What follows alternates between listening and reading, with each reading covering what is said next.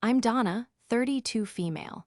I live in a city that never sleeps, in an apartment that's more functional than flashy, and I spend my days staring at numbers that represent the hopes and futures of my clients.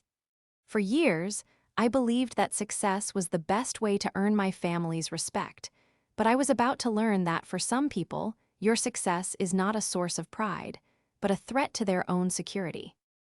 This is the story of how my own father tried to declare me financially incompetent in a court of law, not knowing he was arguing against a woman who managed a $100 million fund. Before this story unfolds, I'd love to connect with you. Please let me know in the comments where you're watching from and what time it is in your corner of the world. It's amazing to see how far these stories can travel.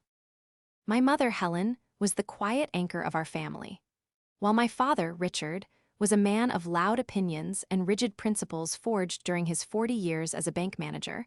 My mother was the one who saw the nuances in the world and in her children.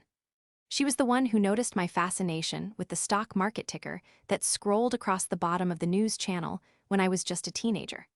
My father saw it as frivolous gambling. My mother saw it as a language I was learning to speak. She bought me my first book on investing, a well-worn paperback she found at a second-hand shop. Every woman, she told me, placing it in my hands, needs to be the master of her own fortune, big or small. That single sentence became the foundation of my entire career. My brother, Mark, was 3 years older and lived in a different universe. He was the sun my father orbited. Mark was all charisma and grand ideas. He didn't speak the language of numbers. He spoke the language of pitches, of potential, of the next big thing. My father, a man who spent his life approving or denying loans based on cold, hard data, was inexplicably mesmerized by his son's speculative ventures. Mark was going to be a millionaire, a titan, an innovator. My quiet, steady climb up the corporate ladder at a prestigious investment firm seemed dull and unimpressive in comparison. I wasn't a founder. I was just an employee. I didn't have a vision to change the world. I just managed other people's money. The dynamic was set early and hardened over the years. Mark's failed ventures, a boutique coffee delivery service that burned through cash, a mobile app for raiding park benches that went nowhere, were framed by my father as learning experiences. My promotions, on the other hand, were met with a cursory, "That's nice, dear, just be careful with it." It was as if he couldn't comprehend my success, so he chose to diminish it. It was safer, more understandable, to see me as the little girl who needed help with her math homework, not as a woman making complex financial decisions every single day. When my mother passed away after a long illness, the quiet anchor was gone, and our family ship was immediately lost in a storm. Her absence left a void that was quickly filled by my father's anxiety and my brother's opportunism. We gathered for the reading of her a few weeks after the funeral. The air in the lawyer's office was thick with unspoken expectations. My father sat stiffly in his chair, a man expecting a simple, straightforward process. Mark was beside him, looking somber but with a flicker of anticipation in his eyes. He had recently launched his latest grand venture, a tech startup promising to revolutionize the pet grooming industry, and I knew he was counting on a significant inheritance to keep it afloat. My mother's will was mostly as expected. The house went to my father, of course. Sentimental items were divided between Mark and me, but then came the final, most significant part of her estate, her personal savings and investment portfolio. It was a sum she had built quietly and diligently over decades, separate from my father's finances. It amounted to nearly $200,000. My father leaned forward slightly. This was the money Mark needed. The lawyer, a kind man who had known my mother for years, cleared his throat and read the final clause. "To my beloved children," he read, his voice steady, "I leave my entire investment portfolio to be divided as follows. To my son, Mark, I leave the sum of $20,000 with all my love and hope for his future." I saw Mark's face fall. 20,000 was a pittance compared to what he was expecting. My father's brow furrowed in confusion. The lawyer continued, "The remainder of my estate, all savings, stocks, bonds, and assets, I leave in its entirety to my daughter, Donna." He paused, then read the final, crucial sentence. I do this not out of a lack of love for my son, but out of a deep and abiding faith in my daughter's wisdom, prudence, and her proven ability to manage financial matters responsibly. It is my final wish that she uses this gift to secure her own future, a future she has worked so hard to build. Silence descended on the room, heavy and suffocating. I was stunned. I looked at the lawyer, who gave me a small, sympathetic smile. I then looked at my father. His face, just moments before calm and composed, was now a mask of disbelief that was quickly curdling into rage. Mark just stared blankly at the polished mahogany table, his dreams of a cash infusion turning to dust. My father was the first to speak, his voice a low growl. That can't be right, there must be a mistake. The will is perfectly clear, Richard, the lawyer said calmly. Helen signed it and had it witnessed 6 months ago. 6 months ago? My father repeated, his voice rising. She was sick. She wasn't in her right mind. Donna must have manipulated her, filled her head with nonsense. I felt a cold knot form in my stomach. Dad, I didn't even know she was changing her will. I never spoke to her about this. He wasn't listening. He turned his glare on me, his eyes filled with an accusation so profound it felt like a physical blow. You with your fancy job, always talking about things no one can understand. You probably confused her, made her think you were the only one who could be trusted. She trusted me because I earned it, I said, my voice trembling slightly. I built a career on being trustworthy with money. Mom saw that. Your mother saw a daughter, he snapped. I see a girl who still doesn't know the value of a dollar because she plays with monopoly money on a computer screen. Mark is building a real business with real employees. He needs that capital. A business that has yet to turn a profit, I countered, the words tasting like acid. It was the first time I had ever openly challenged my brother's pursuits in front of my father. Mark finally looked up, his expression a mixture of humiliation and resentment. It's fine, Dad, I don't want her money anyway. The words were hollow, a child's pathetic attempt to save face. The meeting ended disastrously. My father stormed out of the office, Mark trailing behind him like a chastened puppy. I was left sitting there, the weight of my mother's final gift feeling less like a blessing and more like a curse. She had wanted to empower me, to give me a final acknowledgement of the woman I had become. But in doing so, she had inadvertently ignited a war. She had seen my strength and rewarded it, but she had underestimated my father's blindness and my brother's desperation. As I walked out of that office and into the cold afternoon air, I felt a deep sense of foreboding. My mother's will wasn't the end of a chapter. It was the beginning of a battle I never wanted to fight. The weeks following the will reading were a masterclass in passive aggression and emotional manipulation. My father refused to speak to me directly. If I called, he would let it go to voicemail. If I visited the house, he would find a reason to be in the garage or busy with paperwork. My brother, Mark, was his mouthpiece. The calls from Mark started a few days after we left the lawyer's office. The first one was conciliatory, a transparent attempt to charm me into submission. Hey, Donna, he began, his voice oozing a forced casualness. Listen, about that day, things got a little heated. Dad's just, you know how he is. He's grieving. He's worried about Mom's legacy. Mom's legacy was very clear in her will, I replied, my tone flat. I was at my desk, looking over preliminary reports for a new tech fund I was building. The contrast between the competent, respected professional I was at work and the disobedient child my family saw me as was jarring. Yeah, about that, Mark said, getting to the point. Look, I know you got the lion's share and that's fine. You deserve something, of course. But you have to admit it's not exactly fair. I'm in the middle of a crucial fundraising round for Pet Connect. You know, the grooming app? We're about to secure a huge partnership. I just need some bridge funding to get us over the line. $150,000 would do it. The audacity was breathtaking. He wasn't just asking for the money, he was acting as if it were his by right. Mark, Mom left you $20,000. She left me the rest. It's not a pool of family money for us to negotiate over. Come on, Donna, don't be like that, he whined. "You don't need it. You've got your big salary. For me, this is everything. This is my shot. Dad thinks you should just give me the capital. He says it's what Mom would have wanted for us to share."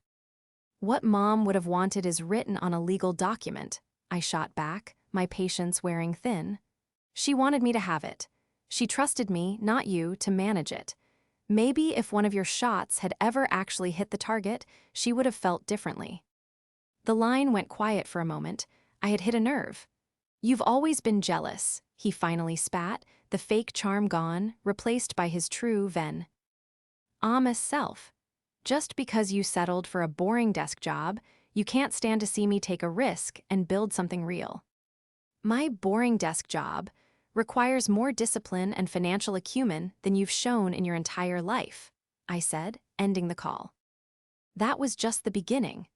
The next phase of the campaign involved my father weaponizing the rest of our extended family.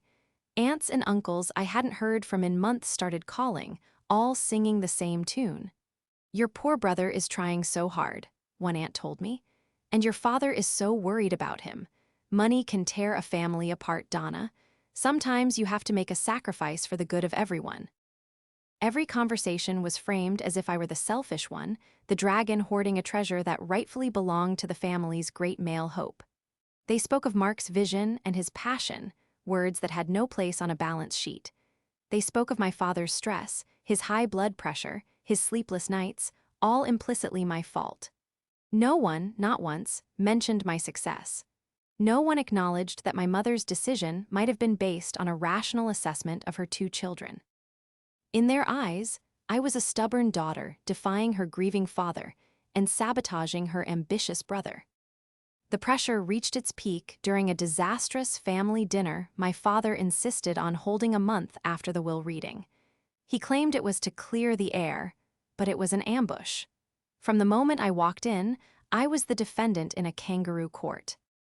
"Donna, we need to talk about this inheritance situation," my father began, foregoing any pretense of a friendly meal. He sat at the head of the table, a grim-faced judge. Mark sat to his right, looking like a wronged prince. "There's nothing to talk about," I said calmly, placing my napkin on my lap. "Mom's wishes were clear." "Her wishes were clouded by her illness?" he boomed, his fist hitting the table. "She wasn't thinking straight. She was always soft on you, let you get away with anything. But this is a serious family matter.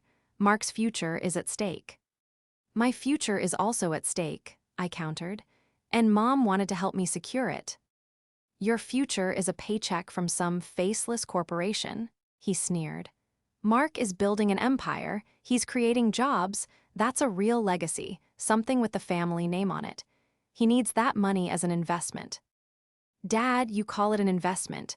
I call it throwing good money after bad," I said, my voice dangerously low. "I've seen Mark's business plans, they're full of holes. His projections are pure fantasy." Mark slammed his fork down. "Here we go again, Miss Wall Street thinking she knows everything. You can't understand a disruptive tech model. It's beyond your comprehension." "I comprehend profit and loss, Mark. I comprehend burn rates and investor liability. Do you?" I looked him straight in the eye. He flinched. My father intervened, his face turning a blotchy red. "That's enough, Donna. You are being disrespectful. You have always been irresponsible with money, always chasing risky schemes." I almost laughed. "Risky schemes? Dad, my entire job is about mitigating risk. What are you even talking about?"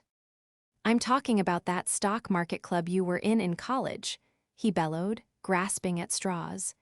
"You told me you lost $200, $200 of your mother's money." I stared at him, dumbfounded.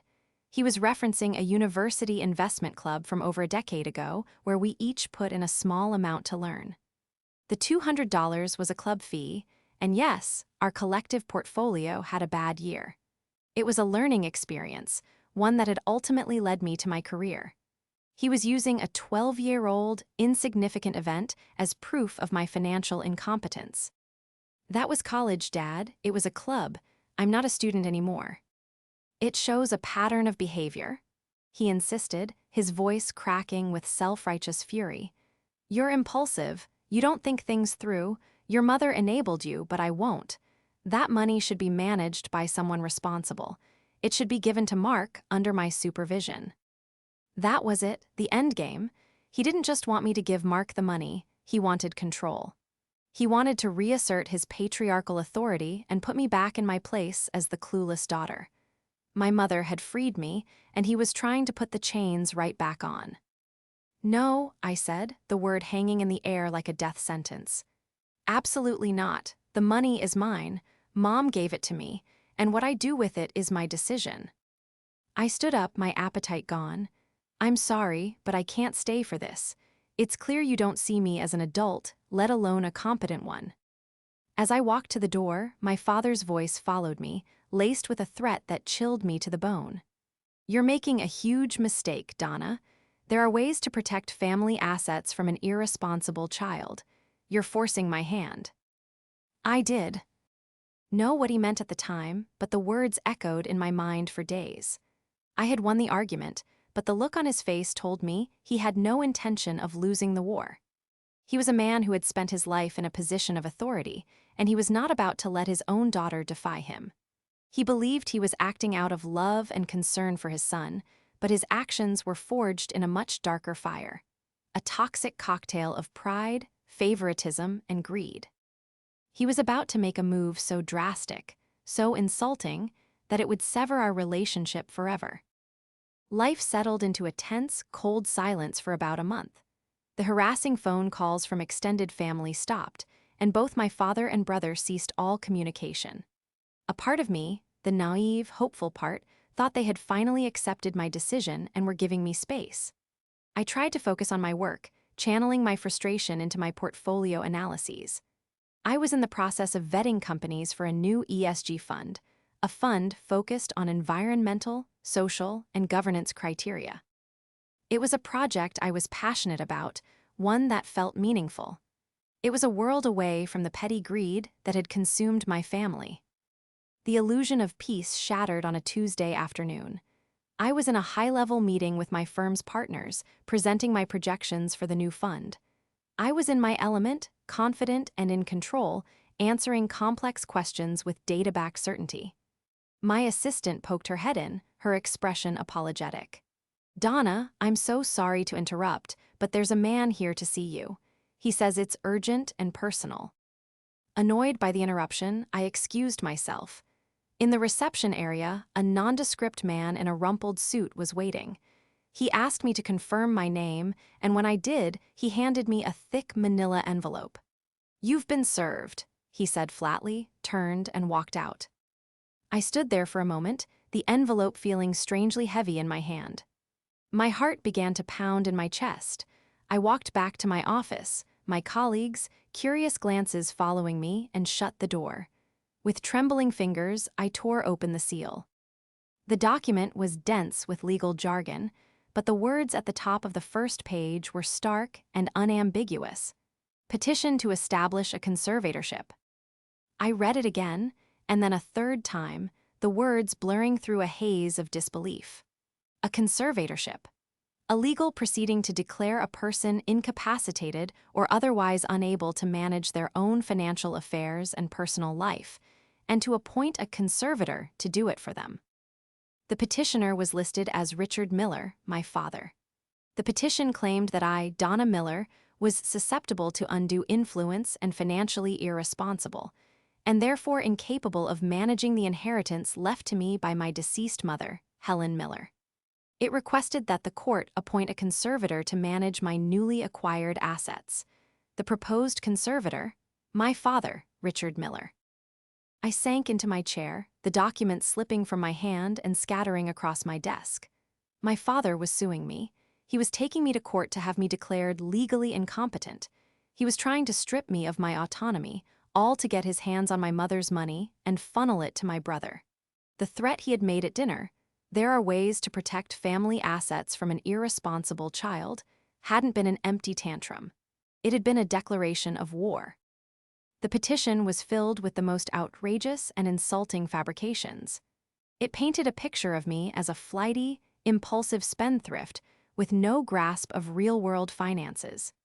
It cited my unstable career in the volatile and speculative stock market as evidence of my poor judgment. It twisted my independent life in the city into a sign of isolation and lack of a proper support system. And there it was, in black and white, the ridiculous accusation he had thrown at me during dinner. The $200 loss from my university investment club over a decade ago was presented as a key piece of evidence of my long-standing pattern of reckless financial behavior. But the most painful part was the sworn affidavit attached to the petition. It was a statement, signed and notarized, from my brother, Mark. In it, he corroborated every one of my father's lies. He described me as being easily confused by complex financial documents and claimed that I had frequently expressed anxiety and uncertainty about managing my own money. He even invented a story about me nearly falling for a phone scam, a complete fabrication he described in vivid, believable detail. He stated that he and his father were only taking this action out of deep love and concern for my well-being. The betrayal was a physical sensation, a sharp, cold blade twisting in my gut. My father's actions were born of pride and control, but Mark's were pure, calculated greed. He was willing to stand up in a court of law and perjure himself to paint his own sister as Menta. Ellie unfit, all for a chance to bankroll his failing startup. For a few minutes, I couldn't move. I just sat there, staring at the legal papers that represented the complete and utter destruction of my family. The people who were supposed to love and support me were actively trying to ruin my reputation and seize control of my life. My mother had left me her legacy as a vote of confidence, and my father and brother were trying to turn it into a legal cage. Then the shock began to recede, replaced by a slow-burning fire. It started in my stomach and spread through my veins, a white-hot anger that burned away the hurt and the disbelief. They thought I was irresponsible. They thought I was incompetent. They thought I was a confused little girl who needed her daddy to manage her affairs. Fine. They had filed a petition in a world of laws, evidence, and facts. And in that world, I was not a confused little girl. I was a professional. I picked up my phone, my hand now perfectly steady. I didn't call my father or brother to scream at them. They were beyond reason. I called the top-rated estate lawyer I could find. Jessica Morales speaking. A crisp, professional voice answered. "Ms. Morales," I said, my voice cold and clear. "My name is Donna Miller. I've just been served with a petition for a conservatorship filed by my father. I need to hire you to fight it." There was a brief pause on the other end of the line. A conservatorship filed by a parent against their adult, working child is highly unusual, Ms. Miller. The petitioner would need to provide overwhelming evidence of incompetence. A humorless smile touched my lips. "I don't think they understand what the word evidence actually means," I replied. "They seem to think family anecdotes and outright lies will be enough. They have made a very, very big mistake." "Well then," Jessica Morales said, a hint of steel in her voice, "it will be my pleasure to help you teach them that lesson. Can you be in my office tomorrow morning at 9? As I hung up the phone, I looked at the scattered legal documents on my desk.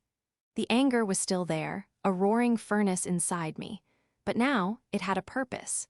It was no longer just the pain of betrayal, it was fuel.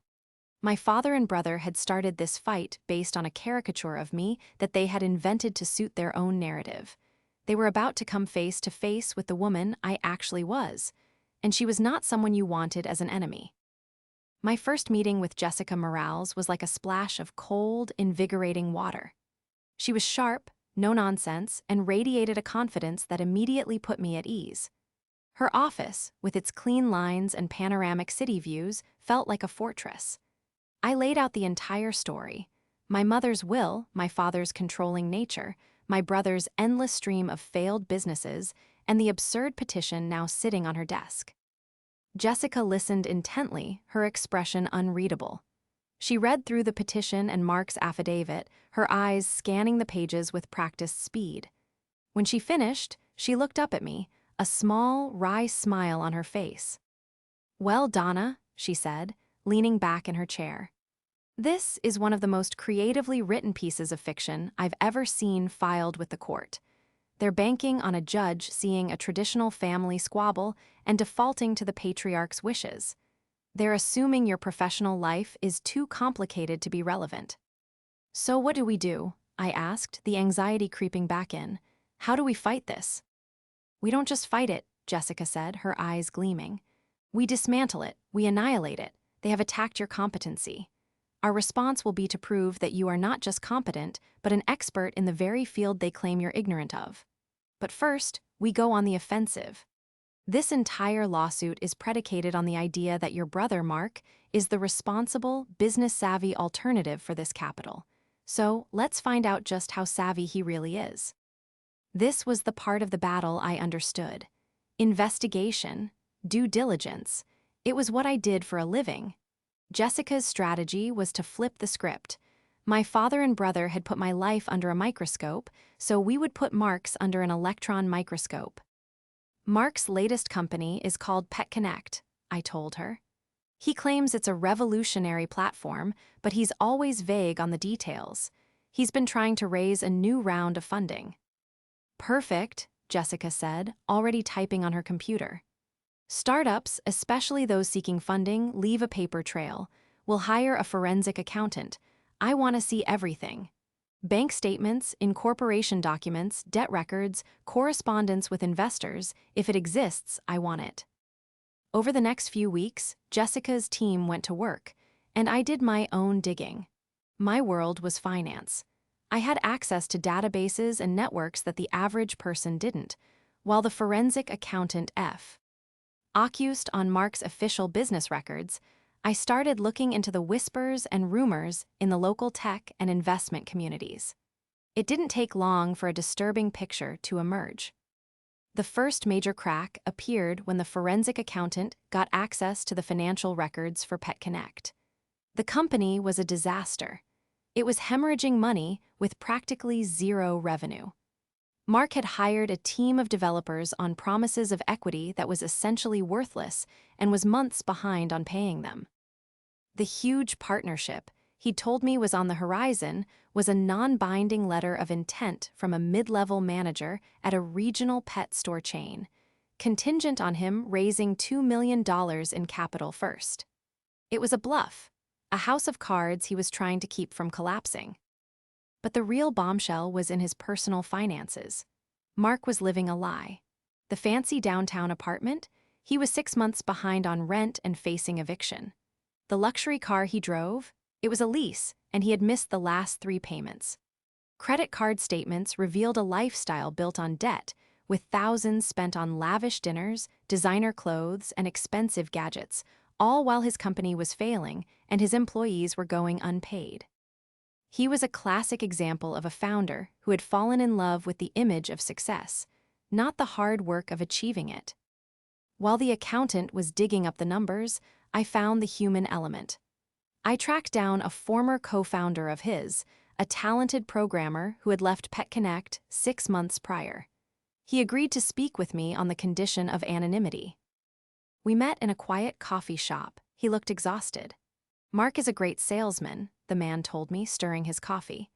He can sell anyone on a dream. The problem is he's the first person he sells. He genuinely believes his own hype, even when all the evidence points to failure. When I tried to show him our burn rate, to tell him we needed to pivot or cut costs, he accused me of being negative and not believing in the vision. He doesn't want partners, he wants an audience. He went on to explain that Mark had used the initial seed money not on product development, but on a flashy new office and expensive launch parties. He blew through $200,000 in 4 months with almost nothing to show for it, the programmer said with a sigh. That's why I left. The ship was sinking, and the captain was busy polishing the brass. This was the man my father deemed a better steward of my mother's legacy than me. A man who was actively defrauding his employees and investors through his own delusion and incompetence. The final piece of the puzzle came from a public records search Jessica initiated. It turned up a previously undisclosed civil suit against Mark from his last failed venture, the coffee delivery service. He had personally guaranteed a loan for equipment and then defaulted, leaving his business partner at the time on the hook for the entire amount. He had settled out of court, and the record was sealed, but the initial filing was public.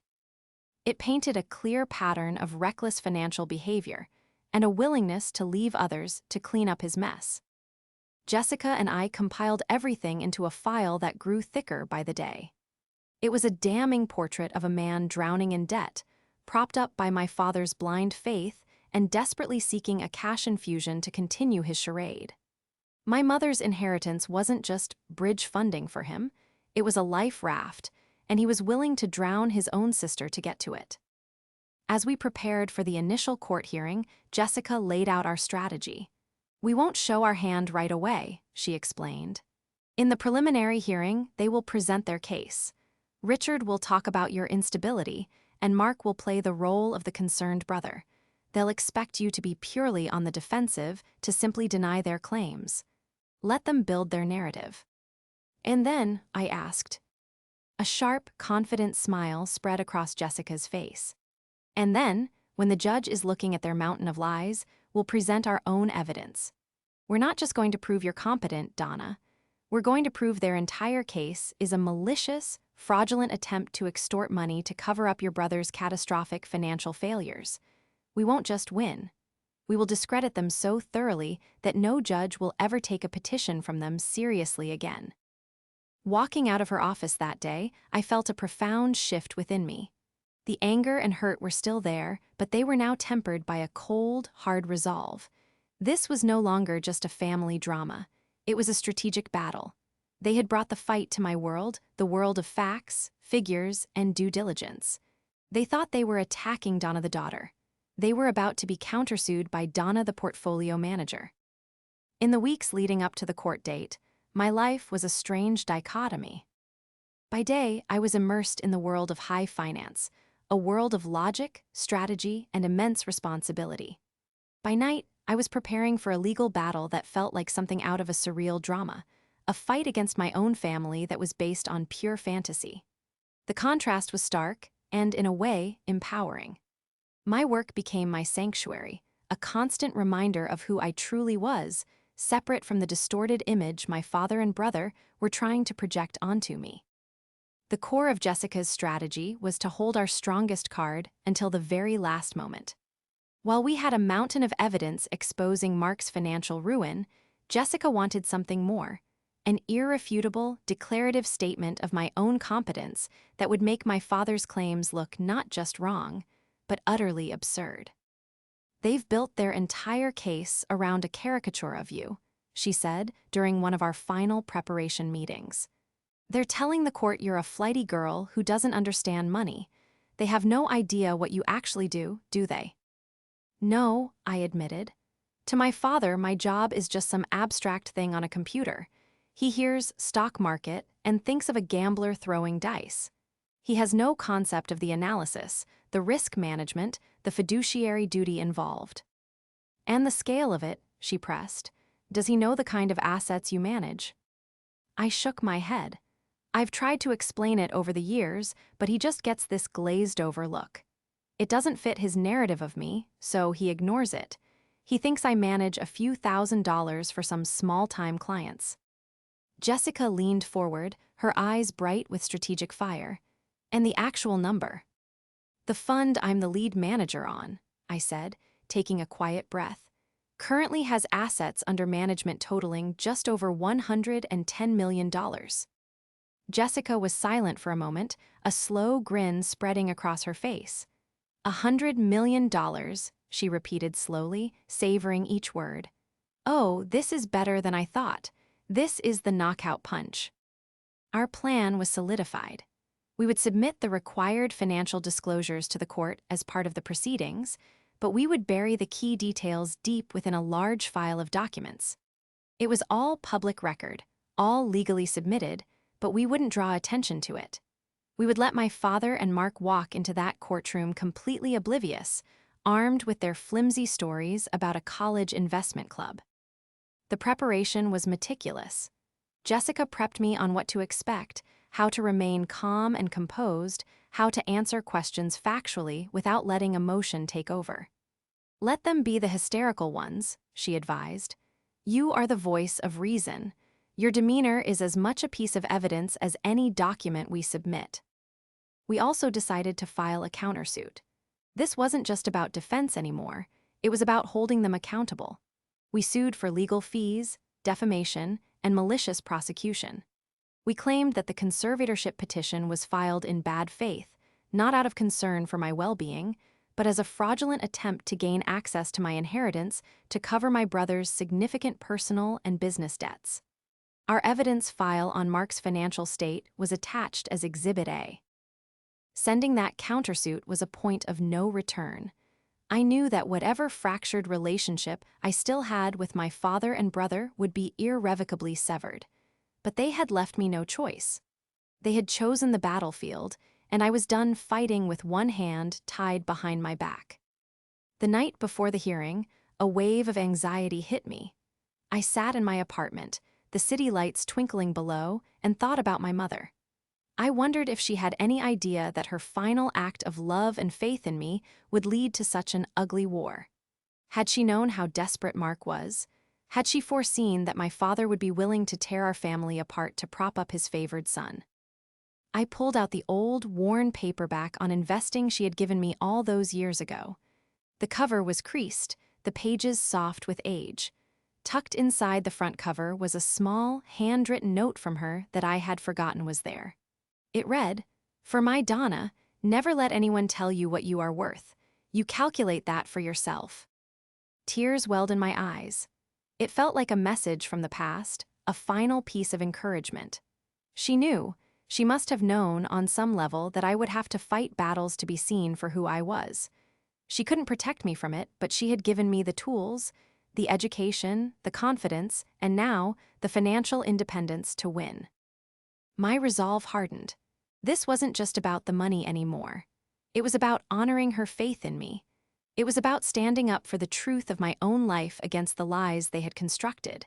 My father and brother were about to learn a very public, very expensive lesson about underestimating me.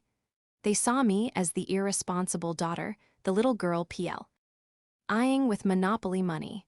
They had no idea that for the last 8 years, I hadn't been playing a game. I had been running a $100 million empire, and I had the balance sheets to prove it. The secret was kept, the trap was set, and all we had to do was wait for them to walk into it. The courtroom would be my arena, and for the first time since this ordeal began, I felt completely and utterly prepared. The courtroom was smaller and more mundane than I had imagined. It wasn't a grand theater of justice, just a drab wood-paneled room that smelled of old paper and stale coffee. But the tension inside it was immense. I sat beside Jessica at the plaintiff's table, my back straight, my hands folded calmly in my lap.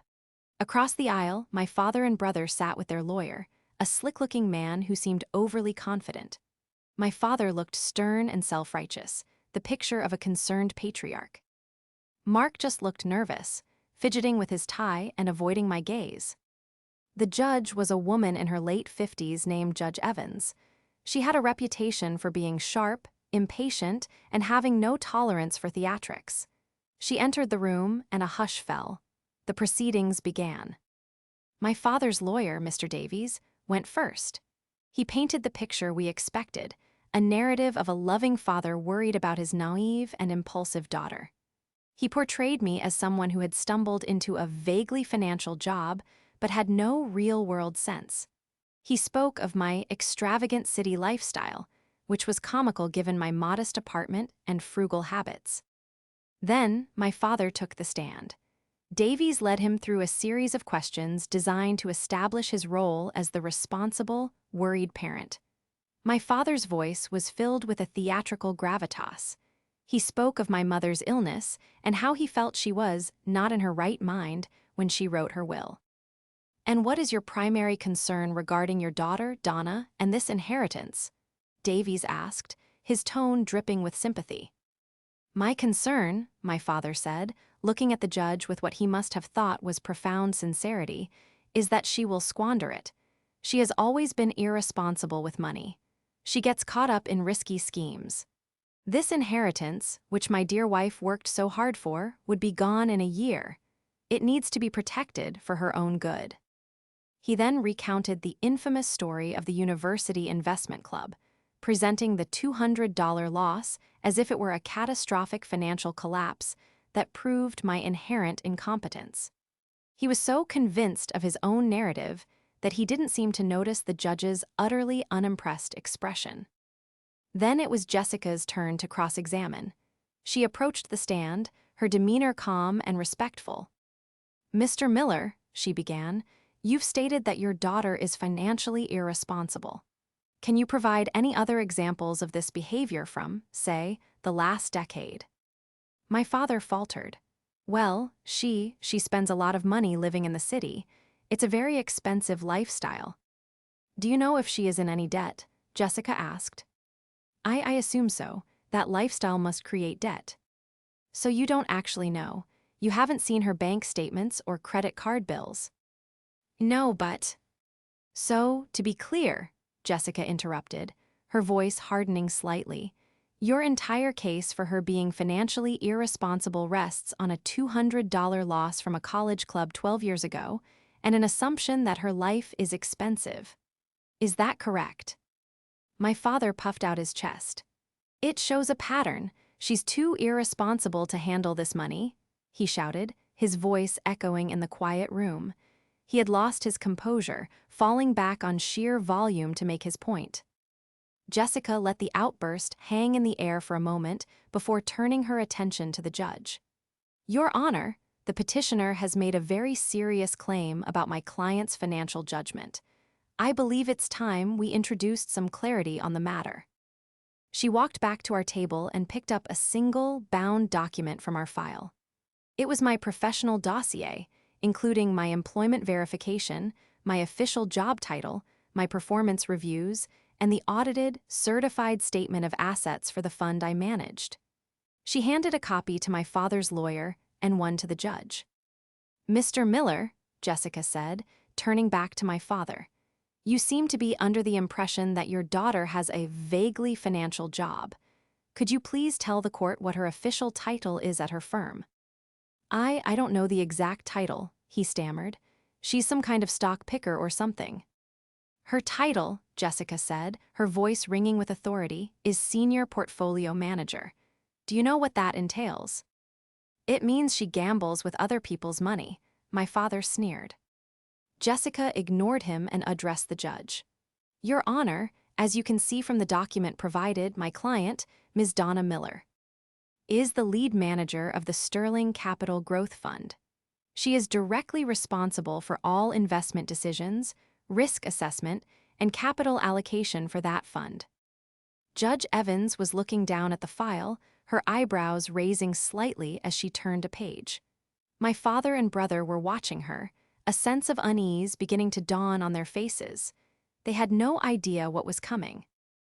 "And Mr. Miller," Jessica continued, her voice reaching a crescendo, "you are here today, under oath, claiming your daughter is too irresponsible to manage an inheritance of approximately $180,000. Is that correct?" "Yes, absolutely," my father insisted, seeing a chance to reassert himself. Jessica looked at the judge, who had just found the page she was looking for. Judge Evans looked down at the file, then up over her glasses at my father. Her voice was cold as ice.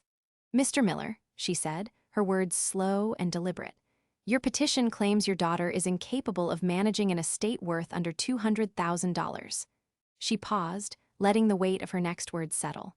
"According to this certified financial statement, your daughter, Ms. Miller, currently manages a fund with assets totaling over $110 million. The silence in the courtroom was absolute. My father's face went completely white. He stared at the judge, his mouth slightly agape as if he couldn't process the words. He stumbled back a step, physically reeling from the shock. His lawyer looked like he had been struck by lightning. Across the aisle, I saw my brother Mark's jaw drop.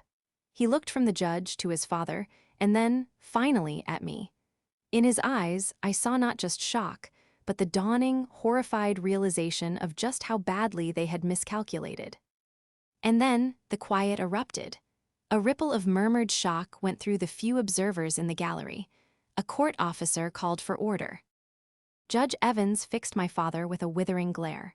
"Sir, you have brought a frivolous and frankly insulting petition before this court. You have wasted the court's time and resources to harass your daughter, a highly accomplished financial professional, based on nothing more than your own ignorance and family politics. You accuse her of incompetence, yet the evidence shows she is an expert. You have perjured yourself with your baseless claims, and you have done so, it appears, to benefit your son." She then turned her gaze to Mark. A son, I might add, who according to the countersuit filed by Ms. Miller, is facing multiple eviction notices, is in default on several loans, and is currently being sued by former employees for unpaid wages. Is this the responsible party you had in mind, Mr. Miller? My father couldn't speak. He just stood there, utterly broken and humiliated. The gavel came down with a deafening crack. "Petition for conservatorship is dismissed with prejudice," Judge Evans declared. "The court will proceed with the countersuit for malicious prosecution. I am awarding all legal fees to Ms. Miller. This hearing is adjourned."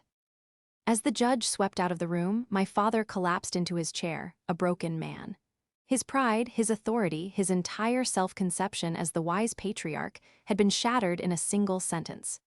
I stood up with Jessica, a profound, quiet sense of vindication washing over me. I hadn't raised my voice.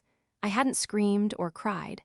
I had simply let the truth of my life speak for itself, and it had spoken louder than any of their lies. The aftermath of the court hearing was not a loud explosion, but a quiet, complete collapse. My father and brother didn't try to apologize or explain. They simply vanished from my life, retreating in shame and defeat. The legal battle concluded a few months later when they agreed to a settlement on my countersuit. They had no choice. Going to trial would have meant having all of Mark's disastrous financials laid bare in open court. The settlement required them to pay all of my legal fees, which were substantial, and included a non-disparagement clause preventing them from ever speaking ill of me or my professional reputation again. To cover the costs, my father had to take out a second mortgage on the family home, the very house he had lived in with my mother. There was a bitter irony in that his attempt to seize my mother's legacy had cost him a piece of his own. I never heard from Mark directly again. Through the family grapevine, I learned that Pet Connect had folded spectacularly just weeks after the hearing. Without the prospect of my mother's inheritance, his remaining investors pulled out, and the whole charade crumbled. The last I heard, he had moved to a different state to get a fresh start, which I knew was just code for running away from his debts and the mess he had created. He left a trail of unpaid employees and angry creditors in his wake. My father sent me one letter, about 6 months after the settlement. It was short, rambling, and filled with a sense of wounded pride. He never once apologized for what he did. Instead, he blamed me for airing our family's dirty laundry in public and for destroying your brother's chances. He still saw himself as the victim, the patriarch whose authority had been unjustly challenged. He couldn't comprehend that his own actions, his blindness, his favoritism, his greed, were the sole cause of our family's destruction. I read the letter, folded it neatly, and put it in a drawer. It was the final chapter of a book I no longer wanted to read. I never replied. For me, life moved on, but it was a different life. The battle had changed me. I had always sought my father's approval, always hoped that my next promotion or my next success would finally make him see me, really see me. The lawsuit, as painful as it was, had been a liberation. It forced me to stop seeking validation from someone who was incapable of giving it. I finally understood what my mother's note meant. Never let anyone tell you what you are worth. You calculate that for yourself. My worth wasn't tied to my father's opinion or my brother's jealousy. It was in my skills, my integrity, my accomplishments, and the life I had built for myself. With the inheritance my mother left me, I didn't go on a spending spree or make a risky investment. I honored her wishes. I used a portion of it to pay off the last of my student loans and put a significant down payment on my own apartment, finally giving myself a real home. The rest of it, I invested quietly and prudently, just as she knew I would. It wasn't a life-changing sum of money for me in the grand scheme of my finances, but its sentimental value was immeasurable. It was her final gift, a symbol of her faith in me, and I would always treasure it for that. My work also took on a new meaning. The ESG fund I had been developing before the lawsuit launched a year later and was a remarkable success. I found a deep sense of purpose in directing capital towards companies that were trying to make a positive impact, a stark contrast to my brother's self-serving and destructive ventures. I was building something real, something with lasting value, just not in the way my father understood. I learned that family is not always about blood. It's about the people who see you, support you, and believe in you. My circle of friends became my family. Jessica Morales, my lawyer, became a trusted mentor and friend. My colleagues, who had stood by me with unwavering support, became my tribe. I was not alone.